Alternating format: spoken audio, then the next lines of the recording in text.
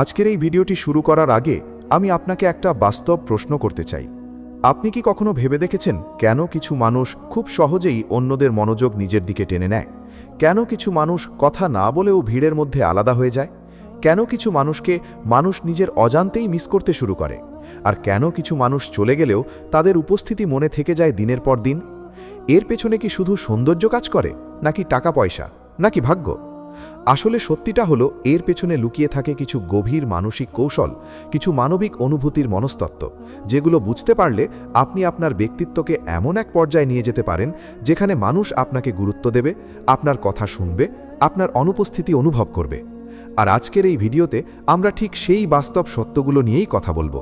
তবে মনে রাখবেন, এটি কারো ক্ষতি করার জন্য নয়, বরং নিজের ব্যক্তিত্বকে উন্নত করার জন্য, নিজের মূল্যকে বোঝার জন্য, আর জীবনে এমন এক অবস্থানে পৌঁছানোর জন্য যেখানে আপনি নিজের প্রতি সম্মান তৈরি করতে পারবেন। কারণ পৃথিবীতে সবচেয়ে বড় আকর্ষণ হলো ক্ষমতা বা টাকা নয়, সবচেয়ে বড় আকর্ষণ হলো ব্যক্তিত্ব, আত্মবিশ্বাস আর আবেগের নিয়ন্ত্রণ। এখন চলুন আমরা আলোচনার গভীরে প্রবেশ করি। 1. অপ্রাপ্যতা এবং মানসিক দূরত্বের শক্তি। এই পৃথিবীতে মানুষের মনস্তত্ত্ব খুব অদ্ভুত। মানুষ সবসময় সেই জিনিসের প্রতি বেশি আকৃষ্ট হয় যেটা সহজে পাওয়া যায় না, যেটা সবসময় হাতের কাছে থাকে না, যেটা পুরোপুরি উন্মুক্ত নয়। মনোবিজ্ঞানে একে বলা হয় স্ক্যারসিটি এফেক্ট, অর্থাৎ যা কম পাওয়া যায় সেটার মূল্য মানুষের কাছে বেশি মনে হয়। ঠিক একইভাবে সম্পর্কের ক্ষেত্রেও এই নিয়ম কাজ করে।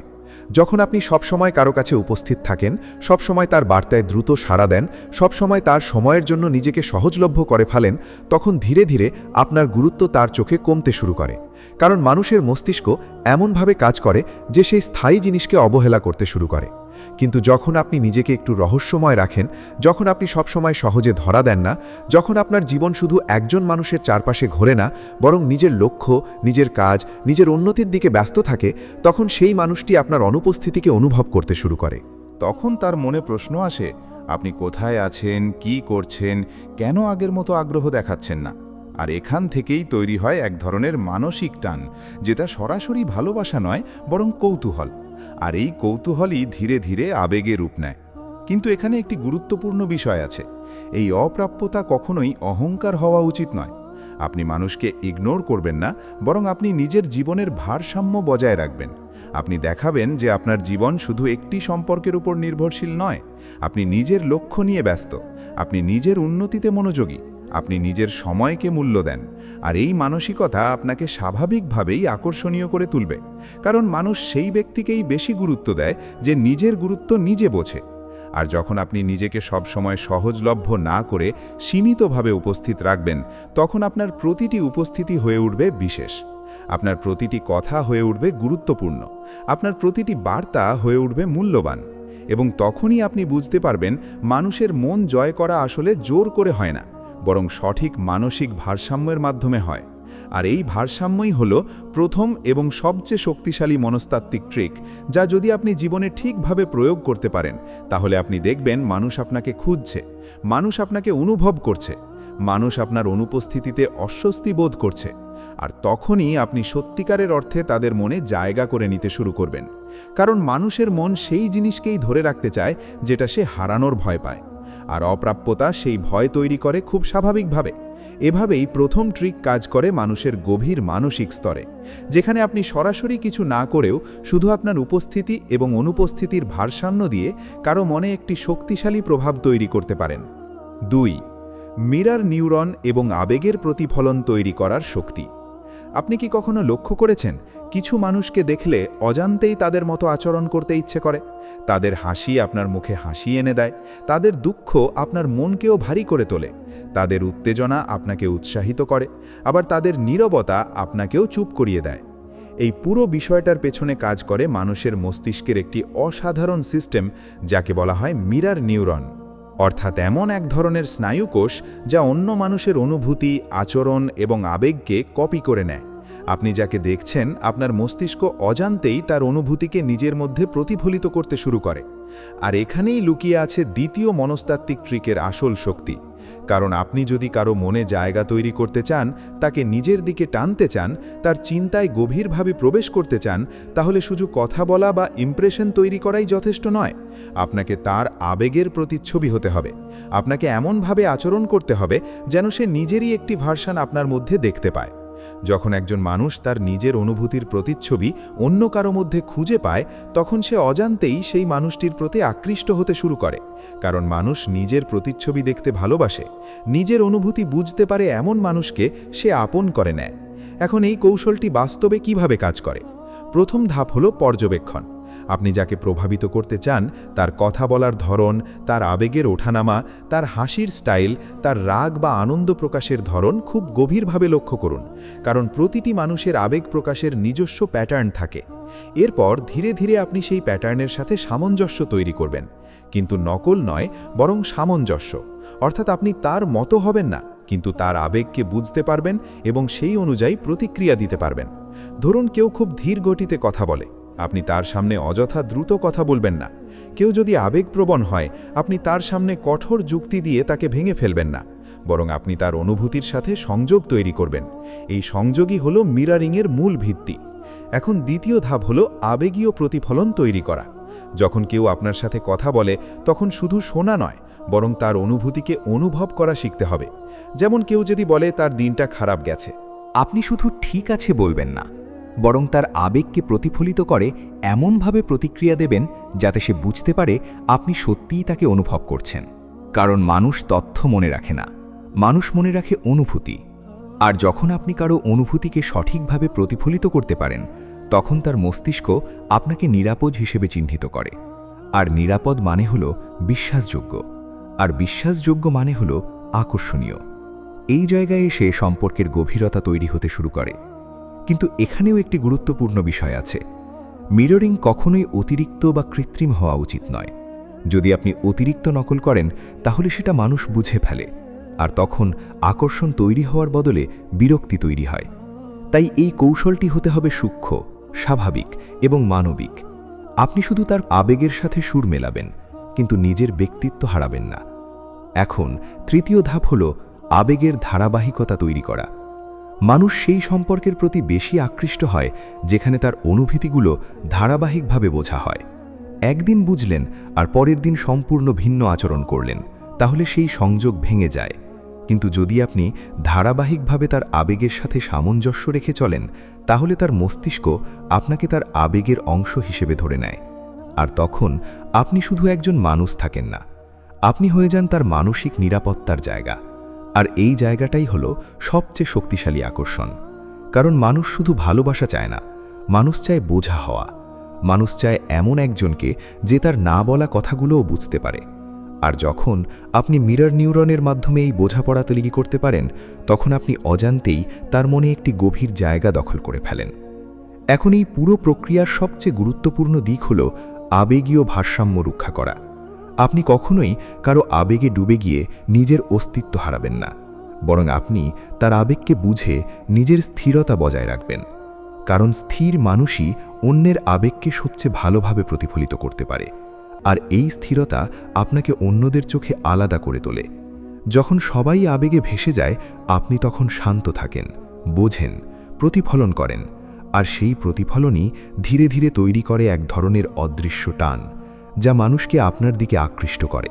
আর এভাবেই মিরর নিউরনের শক্তি কাজ করে, খুব নীরবে, খুব গভীরভাবে এবং খুব প্রভাবশালীভাবে। যেখানে আপনি কাউকে জোর করেন না, আপনি শুধু তাকে নিজেকেই আপনার মধ্যে দেখতে সাহায্য করেন। আর মানুষ যখন নিজের প্রতিচ্ছবি অন্য কারো মধ্যে দেখে, তখন সে অজান্তেই সেই মানুষটির দিকে এগিয়ে যায়। কারণ আমরা সবাই এমন কাউকে খুঁজি যে আমাদের বুঝতে পারে, আমাদের মতো অনুভব করতে পারে, আর আমাদের আবেগকে সত্যিকারের ভাবে প্রতিফলিত করতে পারে। এটাই দ্বিতীয় ট্রিকের মূল শক্তি, যা সঠিকভাবে ব্যবহার করলে সম্পর্কের গভীরতা, বিশ্বাস এবং আকর্ষণ তিনটি একসাথে তৈরি হয়। এবং এখানেই আপনি বুঝতে পারবেন মানুষের মন জয় করা আসলে কোনো জাদু নয়, বরং একটি সূক্ষ্ম মানসিক বিজ্ঞান, যেটা বুঝে গেলে আপনি মানুষের সাথে সম্পর্কের পুরো গতিপথ বদলে দিতে পারবেন। এখন আমরা এই দ্বিতীয় পয়েন্টের সবচেয়ে গভীর অংশে প্রবেশ করছি, যেখানে শুধু কারো অনুভূতি বোঝা বা প্রতিফলন করা নয়, বরং কিভাবে আপনি ধীরে ধীরে একটি মানসিক নির্ভরতা তৈরি করতে পারেন সেটা বোঝা জরুরি। কারণ মানুষের মন শুধু যুক্তি দিয়ে চলে না, মানুষের মন চলে অভ্যাস, অনুভূতি এবং নিরাপত্তার উপর। আর এই তিনটি জিনিস যখন একসাথে কাজ করে, তখন একজন মানুষ অজান্তেই আরেকজনের প্রতি মানসিকভাবে টান অনুভব করতে শুরু করে।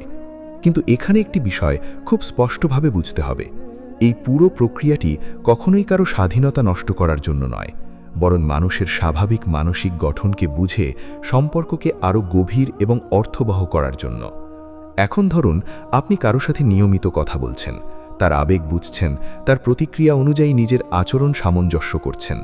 কিন্তু যদি আপনি শুধু এই পর্যায়েই আটকে থাকেন, তাহলে সম্পর্ক কখনোই গভীর হবে না। কারণ গভীর সম্পর্ক তৈরি হয় তখনই যখন মানুষ আপনাকে শুধু একজন কথা বলার মানুষ হিসেবে না দেখে, বরং একজন মানসিক আশ্রয় হিসেবে দেখতে শুরু করে। আর এই জায়গায় প্রবেশ করার জন্য আপনাকে ধীরে ধীরে আবেগীয় পূর্বানুমান তৈরি করতে হবে। অর্থাৎ আপনি তার কথা না বলার আগেই কিছুটা বুঝতে পারবেন সে কি অনুভব করছে। এটা কোনো জাদু নয়, এটা পর্যবেক্ষণের ফল। যখন আপনি কারো সাথে বারবার মিররিং করেন, তখন আপনার মস্তিষ্ক তার আচরণের প্যাটার্ন শিখে ফেলে, আর তখন আপনি অনেকটা আগে থেকেই তার মানসিক অবস্থা বুঝতে পারেন। এই দক্ষতাই আপনাকে সাধারণ মানুষের থেকে আলাদা করে তোলে। এখন দ্বিতীয় স্তরে আসে নীরব উপস্থিতির শক্তি। অনেক মানুষ মনে করে সম্পর্ক মানে সব সময় কথা বলা, কিন্তু বাস্তবতা হলো অনেক সময় নীরব উপস্থিতি সবচেয়ে শক্তিশালী সংযোগ তৈরি করে। যখন আপনি সব সময় কথা বলেন না কিন্তু সঠিক সময়ে উপস্থিত থাকেন, তখন আপনার উপস্থিতি বিশেষ হয়ে ওঠে। মানুষ তখন আপনাকে সাধারণ হিসেবে না দেখে বরং একটি গুরুত্বপূর্ণ ব্যক্তিত্ব হিসেবে দেখতে শুরু করে। কারণ মানুষের মস্তিষ্ক যেটা কম পায় সেটাকেই বেশি মূল্য দেয়। আর যখন আপনি অতিরিক্ত সহজলভ্য না হয়ে সঠিক সময়ে সঠিকভাবে উপস্থিত হন, তখন আপনার প্রতিটি উপস্থিতি একটি ইভেন্টের মতো মনে হয়। আর এই অনুভূতি ধীরে ধীরে আপনার প্রতি আকর্ষণ বাড়ায়। এখন তৃতীয় স্তরে আসে আবেগীয় ভারসাম্য রক্ষা করা। আপনি যদি কারো আবেগকে খুব দ্রুত গ্রহণ করেন, খুব দ্রুত প্রতিক্রিয়া দেন, তাহলে সম্পর্ক একসময় ভারসাম্য হারিয়ে ফেলে। কারণ তখন সম্পর্কটি হয়ে যায় একপাক্ষিক আবেগের উপর নির্ভরশীল। কিন্তু যখন আপনি নিজের আবেগ নিয়ন্ত্রণে রেখে ধীরে ধীরে প্রতিক্রিয়া দেন, তখন আপনি একটি স্থিতিশীল মানসিক পরিবেশ তৈরি করেন, আর মানুষ স্বাভাবিকভাবেই স্থিতিশীলতার দিকে আকৃষ্ট হয়। কারণ অস্থিরতা মানুষের মস্তিষ্কে চাপ তৈরি করে, আর স্থিতিশীলতা নিরাপত্তা তৈরি করে। এখন চতুর্থ স্তরে আসে শব্দের কম ব্যবহার, অনুভূতির বেশি ব্যবহার। আপনি যত বেশি কম কিন্তু অর্থবহ কথা বলবেন, আপনার কথার প্রভাব তত বেশি হবে। কারণ মানুষের মস্তিষ্ক অতিরিক্ত তথ্যকে ফিল্টার করে ফেলে, কিন্তু অনুভূতি কখনো ফিল্টার হয় না। তাই আপনি যদি কম কথা বলে বেশি অনুভব করাতে পারেন, তাহলে আপনার প্রভাব অনেক গভীর হবে। এখন পঞ্চম স্তরে আসে অনুপস্থিতির মনস্তত্ত্ব। আপনি যখন সবসময় উপস্থিত থাকেন না, তখন মানুষ আপনার অনুপস্থিতি অনুভব করতে শুরু করে। আর এই অনুভূতি খুব ধীরে ধীরে মানসিক টান তৈরি করে। কারণ মানুষ যখন কাউকে অভ্যস্ত হয়ে যায়, তখন তার অনুপস্থিতি এক ধরনের শূন্যতা তৈরি করে, আর সেই শূন্যতা পূরণ করার জন্য মস্তিষ্ক তাকে আবার খুঁজতে শুরু করে। কিন্তু এখানে খুব গুরুত্বপূর্ণ বিষয় হলো, আপনি কখনোই ইচ্ছাকৃতভাবে কাউকে কষ্ট দেবেন না, বরং আপনি নিজের জীবনকে এমনভাবে সাজাবেন যাতে আপনি সবসময় কারো চারপাশে ঘোরেন না, বরং আপনার নিজের লক্ষ্য, কাজ এবং উন্নতি থাকে। এখন ষষ্ঠ স্তরে আসে আবেগীয় নিরাপত্তা তৈরি করা। যদি কেউ আপনার সাথে তার ব্যক্তিগত অনুভূতি শেয়ার করতে শুরু করে, তাহলে সেটা আপনার জন্য সবচেয়ে বড় সুযোগ। কারণ মানুষ শুধু তার সাথে গভীরভাবে যুক্ত হয় যার কাছে সে নিরাপদ বোধ করে। আর এই নিরাপত্তা তৈরি হয় বিচার না করে শোনা, বোঝা এবং প্রতিক্রিয়া দেওয়ার মাধ্যমে। আপনি যদি কাউকে তার দুর্বল অবস্থায় গ্রহণ করতে পারেন, তাহলে সে আপনাকে তার শক্তির অংশ হিসেবে দেখতে শুরু করবে। আর এই জায়গায় সম্পর্ক একটি নতুন মাত্রা পায়। এখন সপ্তম এবং সবচেয়ে গুরুত্বপূর্ণ স্তর হল নিজের মানসিক স্বাতন্ত্র্য বজায় রাখা। আপনি যতই কারো সাথে আবেগীয় সংযোগ তৈরি করুন না কেন, আপনি কখনোই নিজের ব্যক্তিত্ব হারাবেন না। কারণ যে মানুষ নিজের অস্তিত্ব হারায়, তাকে কেউ দীর্ঘ সময় মূল্য দেয় না, বরং মানুষ সেই ব্যক্তিকেই সম্মান করে যে নিজের অবস্থানে স্থির থাকে, নিজের লক্ষ্য নিয়ে এগিয়ে যায় এবং নিজের জীবনকে নিয়ন্ত্রণ করে। এই পুরো দ্বিতীয় পয়েন্টের মূল সারমর্ম হল, আপনি কাউকে পরিবর্তন করছেন না, আপনি কাউকে নিয়ন্ত্রণ করছেন না, আপনি শুধু একটি মানসিক পরিবেশ তৈরি করছেন যেখানে মানুষ স্বাভাবিকভাবেই আপনার দিকে আকৃষ্ট হয়। কারণ আপনি তার অনুভূতি বুঝতে পারেন, তার আবেগ প্রতিফলিত করতে পারেন এবং একই সাথে নিজের স্থিতিশীলতা বজায় রাখতে পারেন। আর এটাই হলো সত্যিকারের মনস্তাত্ত্বিক আকর্ষণের মূল চাবিকাঠি, যেখানে কোনো জোর নেই, কোনো নাটক নেই, শুধু আছে মানব মনের গভীর বোঝাপড়া। আর যখন আপনি এই বোঝাপড়াকে বাস্তবে প্রয়োগ করতে শিখবেন, তখন আপনি দেখবেন সম্পর্ক শুধু গড়ে ওঠে না, সম্পর্ক গভীর হয়, স্থায়ী হয় এবং অর্থবহ হয়ে ওঠে। 3. অপ্রত্যাশিত আচরণ এবং ডোপামিন রিওয়ার্ড সাইকোলজির শক্তি। আপনি যদি সত্যিই মানুষের মনকে গভীরভাবে বুঝতে চান, যদি আপনি জানতে চান কেন কিছু মানুষকে আমরা বারবার মনে করি, কেন কিছু সম্পর্ক থেকে আমরা সহজে বেরোতে পারি না, কেন কিছু মানুষের একটি ছোট মেসেজও আমাদের পুরো দিনের অনুভূতি বদলে দেয়, তাহলে আপনাকে অবশ্যই মানব মস্তিষ্কের একটি খুব গুরুত্বপূর্ণ নীতিকে বুঝতে হবে, আর সেটা হলো ডোপামিন রিওয়ার্ড সিস্টেম। মানুষের মস্তিষ্ক স্থায়ী আনন্দের চেয়ে অপ্রত্যাশিত আনন্দকে বেশি মূল্য দেয়। অর্থাৎ আপনি যদি সব সময় একইভাবে আচরণ করেন, সব সময় একই সময় কথা বলেন, সব সময় একইভাবে প্রতিক্রিয়া দেন, তাহলে ধীরে ধীরে আপনার প্রতি মানুষের আগ্রহ কমতে শুরু করে। কারণ মস্তিষ্ক তখন আপনাকে একটি প্রেডিক্টেবল প্যাটার্ন হিসেবে গ্রহণ করে নেয়, আর যেটা পূর্বানুমান করা যায় সেটা ধীরে ধীরে আকর্ষণ হারায়। কিন্তু যখন আপনি অপ্রত্যাশিত হন, যখন আপনার আচরণ সব সময় একরকম থাকে না, যখন আপনি কখনো বেশি আন্তরিক, কখনো একটু দূরত্বপূর্ণ, কখনো গভীরভাবে যুক্ত, আবার কখনো নিজের জীবনে ব্যস্ত, তখন মানুষের মস্তিষ্ক আপনাকে নিয়ে একটি লুপে ঢুকে যায়। সে আপনাকে বুঝতে চেষ্টা করে, সে আপনাকে প্রেডিক্ট করতে চায়। আর এই চেষ্টা থেকেই তৈরি হয় ডোপামিন নামক একটি নিউরোকেমিক্যাল, যা মানুষের মধ্যে আকর্ষণ, আগ্রহ এবং আসক্তির অনুভূতি তৈরি করে। এখন এই ট্রিকের প্রথম স্তর হলো স্থির না হয়ে গতিশীল থাকা। আপনি যদি সব সময় একই মানসিক অবস্থায় থাকেন, একই মাত্রায় সবার সাথে কথা বলেন, তাহলে আপনি মানুষের কাছে সাধারণ হয়ে যাবেন। কিন্তু যদি আপনি পরিস্থিতি অনুযায়ী নিজের আচরণ পরিবর্তন করেন, কখনো গভীর, কখনো হালকা, কখনো খুব বেশি উপস্থিত, আবার কখনো নীরব, তাহলে আপনি মানুষের মস্তিষ্কে একটি কৌতূহল তৈরি করবেন। কারণ মানুষ সহজভাবে যেটা বুঝতে পারে না, সেটার প্রতি বেশি আকৃষ্ট হয়। এখন দ্বিতীয় স্তর হলো ইন্টারমিটেন্ট রিওয়ার্ড সিস্টেম। এই বিষয়টি খুব শক্তিশালী। ধরুন কেউ সব সময় আপনার মনোযোগ পায় না, কিন্তু কখনো কখনো পায়।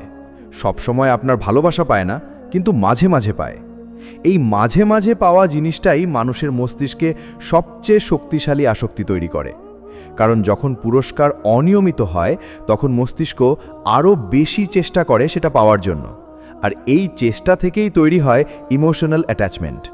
কিন্তু এখানে সবচেয়ে গুরুত্বপূর্ণ বিষয় হলো, এটি কখনোই কারো অনুভূতি নিয়ে খেলা করার জন্য নয়, বরং সম্পর্ককে স্বাভাবিক একঘেয়েমি থেকে বের করে আনার জন্য। এখন তৃতীয় স্তর হলো কন্ট্রোলড ইমোশনাল অ্যাভেলেবিলিটি। আপনি যদি সব সময় কারোর জন্য সহজলভ্য থাকেন, সব সময় তার প্রতিটি অনুভূতির সাথে সাথে সাড়া দেন, তাহলে আপনি তার কাছে একটি অভ্যাসে পরিণত হয়ে যাবেন। কিন্তু যখন আপনি নিজের আবেগকে নিয়ন্ত্রণ করেন, যখন আপনি সব সময় ইমিডিয়েট রেসপন্স দেন না, তখন আপনার প্রতিটি প্রতিক্রিয়া মূল্যবান হয়ে ওঠে। কারণ মানুষের মস্তিষ্ক মূল্য দেয় স্কেয়ারসিটিকে। এখন চতুর্থ স্তর হলো অপ্রত্যাশিত মাইক্রো চেঞ্জ। আপনি হঠাৎ করে আপনার কথা বলার ধরন পরিবর্তন করতে পারেন, হঠাৎ করে একটু বেশি সিরিয়াস হতে পারেন, আবার হঠাৎ করে খুব হালকা মেজাজে আসতে পারেন। এই ছোট ছোট পরিবর্তনগুলো মানুষের মনে একটি প্রশ্ন তৈরি করে। সে ভাবতে থাকে আপনি কি বদলাচ্ছেন নাকি কিছু ঘটছে, আর এই প্রশ্নই আপনার প্রতি তার মনোযোগ ধরে রাখে। এখন পঞ্চম স্তর হলো রহস্য বজায় রাখা। মানুষ সেই মানুষকে বেশি মনে রাখে যাকে সে পুরোপুরি বুঝতে পারে না। যদি আপনি সবকিছু একসাথে বলে দেন, সবকিছু প্রকাশ করে ফেলেন, তাহলে আপনার প্রতি রহস্য শেষ হয়ে যায়। কিন্তু যদি আপনি ধীরে ধীরে নিজেকে প্রকাশ করেন, কিছু বিষয় নিজের মধ্যে রাখেন, কিছু অনুভূতি শুধু আচরণে প্রকাশ করেন, তাহলে আপনি একটি গভীর রহস্য তৈরি করেন। আর এই রহস্যই মানুষের মনকে আটকে রাখে। এখন ষষ্ঠ স্তর হলো সামাজিক মূল্য এবং আত্মমর্যাদা। আপনি যখন নিজের মূল্য নিজে বোঝেন, তখন অন্যরাও আপনাকে মূল্য দিতে শুরু করে। কারণ মানুষ সেই ব্যক্তিকে বেশি গুরুত্ব দেয় যে নিজেকে গুরুত্ব দেয়। যদি আপনি সব সময় কারোর পেছনে ছুটে যান, তাহলে আপনার মূল্য কমে যায়। কিন্তু যদি আপনি নিজের জীবন, নিজের লক্ষ্য এবং নিজের মানসিক অবস্থানকে প্রাধান্য দেন, তাহলে মানুষ আপনাকে গুরুত্ব দিতে শুরু করে। এখন সপ্তম স্তর হলো অনুভূতির স্থিতিশীলতা এবং অনিশ্চয়তার ভারসাম্য। আপনি যদি শুধু স্থির থাকেন, তাহলে আপনি বোরিং হয়ে যাবেন। আর যদি শুধু অনিশ্চিত থাকেন তাহলে আপনি অস্থির হয়ে যাবেন। তাই এই দুয়ের মাঝে একটি সুন্দর ভারসাম্য তৈরি করতে হবে, যেখানে মানুষ আপনাকে বুঝতেও পারে আবার পুরোপুরি প্রেডিক্টও করতে পারে না। আর এই ভারসাম্যই হলো আসল আকর্ষণের কেন্দ্র। এখন এই পুরো ট্রিকের সবচেয়ে গুরুত্বপূর্ণ বিষয় হলো আপনি কখনোই কাউকে ম্যানিপুলেট করার উদ্দেশ্যে এটি ব্যবহার করবেন না, বরং এটি ব্যবহার করবেন নিজের ব্যক্তিত্বকে উন্নত করার জন্য, নিজের সামাজিক দক্ষতাকে শক্তিশালী করার জন্য এবং সম্পর্ককে আরও অর্থবহ করার জন্য। কারণ সত্যিকারের আকর্ষণ কখনোই জোর করে তৈরি হয় না। সত্যিকারের আকর্ষণ তৈরি হয় বোঝাপড়া, অনুভূতি এবং মানসিক গভীরতার মাধ্যমে।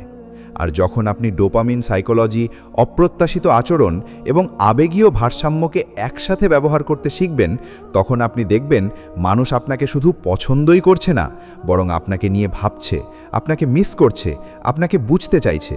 আর এটাই হলো মানুষের মন জয় করার সবচেয়ে গভীর এবং শক্তিশালী মনস্তাত্ত্বিক বাস্তবতা, যেখানে আপনি কাউকে জোর করেন না, আপনি শুধু এমন একটি মানসিক অভিজ্ঞতা তৈরি করেন যা তাকে আপনাকে বারবার মনে করিয়ে দেয়। আর এই মনে করিয়ে দেওয়াই ধীরে ধীরে একটি গভীর আবেগীয় সংযোগের রূপ নেয়, যা সাধারণ সম্পর্ককে অতিক্রম করে এক ধরনের মানসিক আকর্ষণে পরিণত হয়। এখন আমরা এই তৃতীয় পয়েন্টের সবচেয়ে গভীর স্তরে প্রবেশ করছি, যেখানে অপ্রত্যাশিত আচরণ শুধু কৌশল না থেকে একটি ব্যক্তিত্বের অংশ হয়ে যায়। কারণ সত্যিকারের প্রভাব তখনই তৈরি হয় যখন আপনি কোনো ট্রিক ব্যবহার করেন না, বরং আপনি এমন একজন মানুষ হয়ে ওঠেন যার উপস্থিতি নিজেই অন্যের মনে প্রশ্ন তৈরি করে। এখন এই জায়গায় এসে প্রথমে যে বিষয়টা বুঝতে হবে তা হলো মানুষের মন কখনোই স্থির জিনিসের প্রতি দীর্ঘ সময় আকৃষ্ট থাকে না। মস্তিষ্ক সব সময় পরিবর্তন খোঁজে, নতুনত্ব খোঁজে এবং এমন কিছু খোঁজে যেটা সে পুরোপুরি বুঝতে উঠতে পারে না। আর এই না বোঝার জায়গাটাই হলো আকর্ষণের জন্মস্থান। আপনি যখন সব সময় একইভাবে আচরণ করেন, একইভাবে কথা বলেন, একইভাবে প্রতিক্রিয়া দেন, তখন আপনি নিরাপদ হয়ে যান ঠিকই, কিন্তু আকর্ষণ হারাতে শুরু করেন। কিন্তু যখন আপনি নিজের ভেতরে একটি কন্ট্রোলড আনপ্রেডিক্টেবিলিটি তৈরি করেন, তখন আপনি মানুষের মানসিক জগতে একটি চলমান প্রশ্ন হয়ে যান। আর প্রশ্ন মানেই মনোযোগ। এখন এখানে সবচেয়ে গুরুত্বপূর্ণ বিষয় হলো এই অপ্রত্যাশিততা কখনোই বিশৃঙ্খলা নয়, বরং একটি সুন্দর নিয়ন্ত্রিত ভারসাম্য। আপনি হঠাৎ করে বদলে যাবেন না, বরং আপনি ধীরে ধীরে আপনার আচরণে এমন সূক্ষ্ম পরিবর্তন আনবেন যা মানুষকে কৌতূহলী করে তুলবে। যেমন আপনি সব সময় যেভাবে দ্রুত রিপ্লাই দেন, হঠাৎ করে আপনি নিজের ব্যস্ততা দেখিয়ে একটু দেরি করেন। কিন্তু সেটা অবহেলা না, বরং একটি স্বাভাবিক জীবনের অংশ হিসেবে। আবার আপনি সব সময় খুব বেশি কথা বলেন না, কিন্তু মাঝে মাঝে এমন গভীর কথা বলেন যা মানুষকে থমকে দেয়। এই কন্ট্রাস্ট বা বৈপরীত্যই মানুষের মনে ডোপামিনের প্রবাহ বাড়ায়। কারণ মস্তিষ্ক যখন কিছু প্রেডিক্ট করতে পারে না, তখন সে আরও বেশি মনোযোগ দিতে বাধ্য হয়।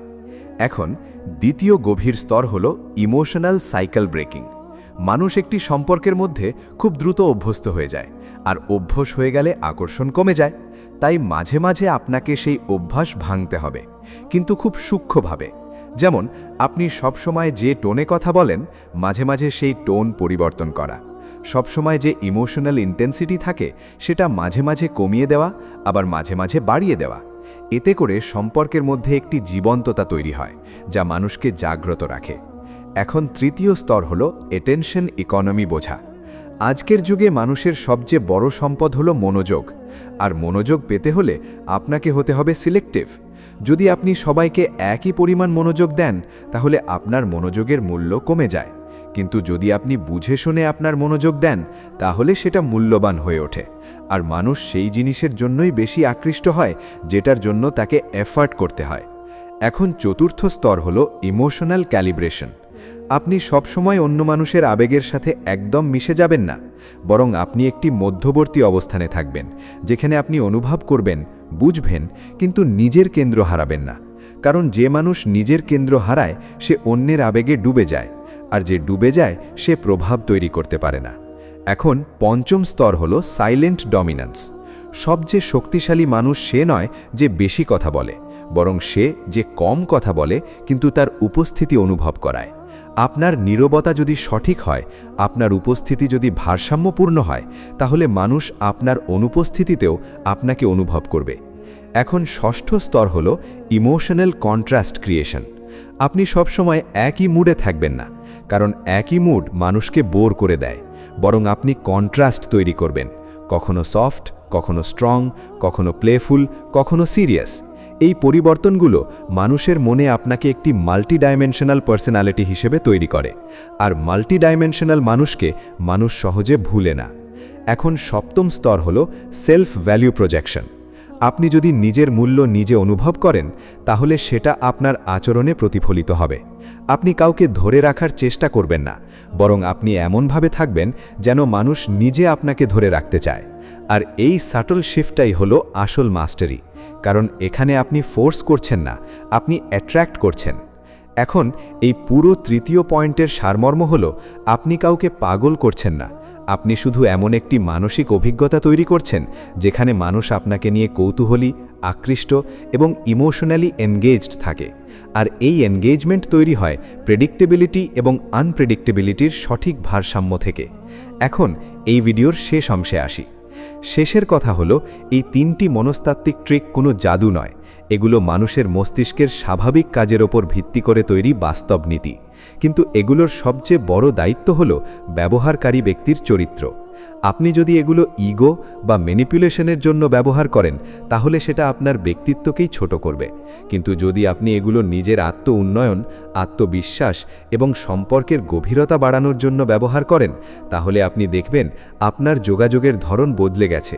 মানুষ আপনাকে বেশি গুরুত্ব দিচ্ছে, আপনার কথা মানুষ শুনছে, আর আপনার উপস্থিতি মানুষ অনুভব করছে। কারণ শেষ পর্যন্ত মানুষ কাউকে মনে রাখে তার ট্রিকের জন্য নয়, মানুষ মনে রাখে তার অনুভূতির জন্য। আপনি কেমন অনুভূতি তৈরি করেন, সেটাই আপনার আসল পরিচয়। তাই নিজের ভেতরে স্টেবিলিটি, অ্যাওয়ারনেস এবং রেসপেক্ট তৈরি করুন, কারণ যেটা আপনি নিজের ভেতরে ধারণ করেন, সেটাই আপনি বাইরের দুনিয়ায় প্রকাশ করেন। আর আপনি যদি নিজের ভেতরে শক্তিশালী হন, তাহলে বাইরের পৃথিবী আপনাকে স্বাভাবিকভাবেই গুরুত্ব দিতে শুরু করবে। এটাই বাস্তবতা, এটাই মনস্তত্ত্ব, আর এটাই মানুষের সম্পর্কের সবচেয়ে গভীর সত্য।